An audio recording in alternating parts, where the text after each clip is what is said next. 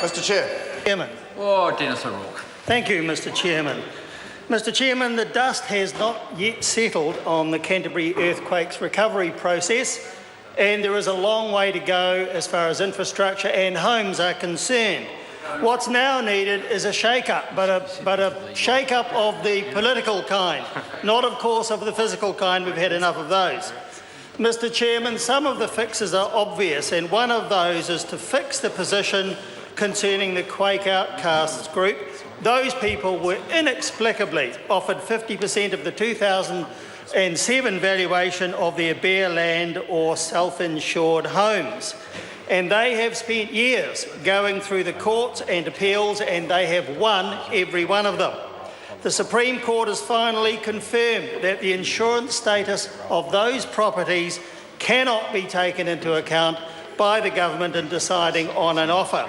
So they must surely now get the same 100% of the 2007 value that other red-zoned homeowners got. But the government wants to delay the situation even more by a consultation process which is utterly futile and meaningless.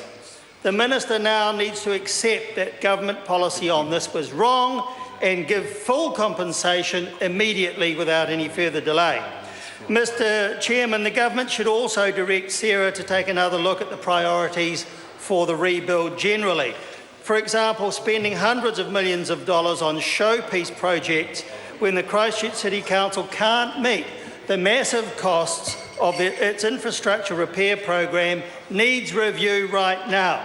Otherwise, huge rate increases can be expected by Christchurch City ratepayers, and the Council would be forced to sell strategic assets which provide an excellent return for the Council and which the people in Christchurch don't want to be sold. And they would also have to borrow too close to potential limits.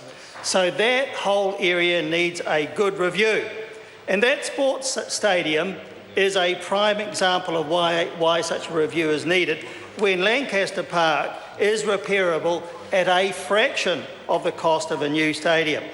The need, Mr Chairman, is for spending on the basic infrastructure, especially in the east of the city and elsewhere. That's the top priority, and so much still needs to be done there, and it's taking far, far too long.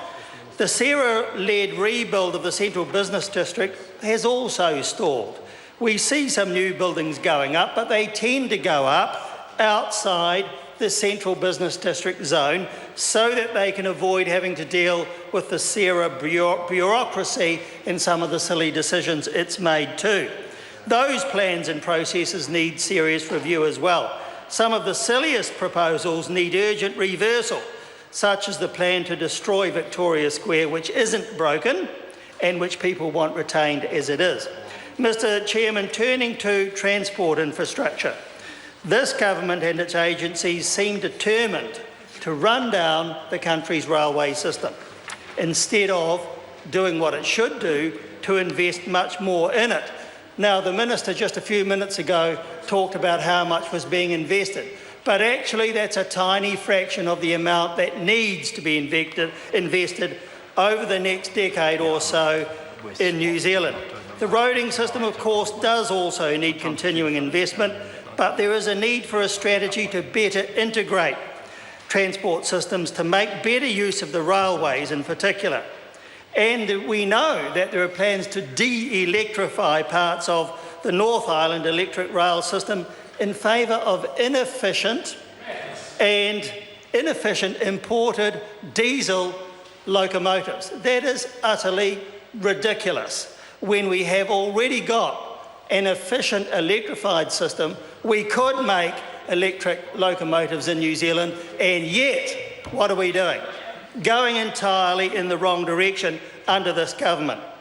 Mr Chairman, within 10 years, the amount of freight that must be moved around New Zealand is going to at least double. Just think about that for a moment. So what we really need is a strategic funding model with more emphasis on long-term strategic planning and the integration of transport systems, all of the transport systems, not just Auckland motorways.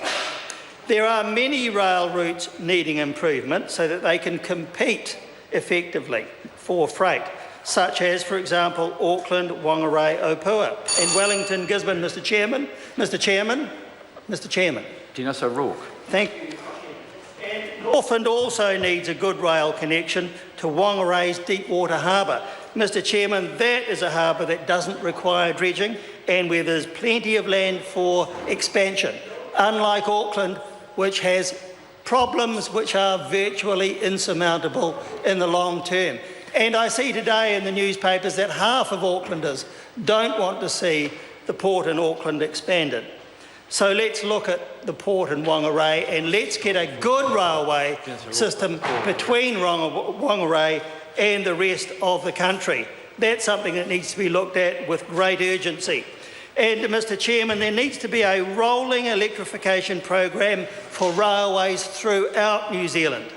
That's not just necessary because of the increasing cost of fossil fuels, the fact that we need to do that for climate change and emissions purposes, but also because actually it is the most effective and efficient system of moving heavy freight within the country. And New Zealand is made for it. A long, narrow country should be ideal for an efficient railway system.